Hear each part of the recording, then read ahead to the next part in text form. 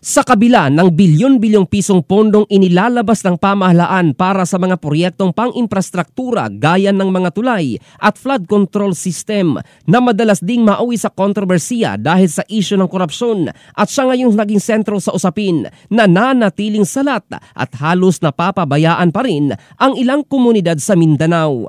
Isa na rito ang Sitio Gusani, Barangay Dumalugdog sa bayan ng Sindangan, Zamboanga del Norte kung saan muling nasubok ang katatagan at pagkakaisa ng mga residente matapos nilang buhatin at itawid ang isang kabaong sa gitna ng malakas na baha sa ilog noong nakaraang Agosto 17. Sa kabila ng panganib, matagumpay nilang naihatid ang labi ng isang kababayan sa huli nitong hantungan.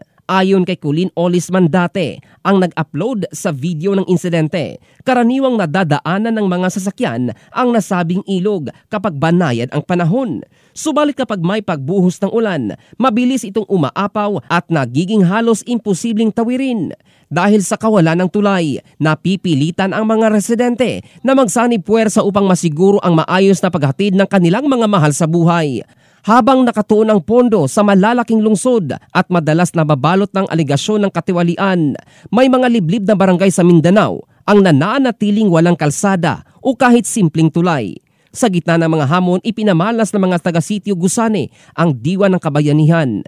Ngunit nananatiling malinaw ang kanilang panawagan, isang mas patas at inklusibong distribusyon ng infrastruktura upang maiwasan ang mga ganitong mapanganib at nakapanghilakbot na sitwasyon.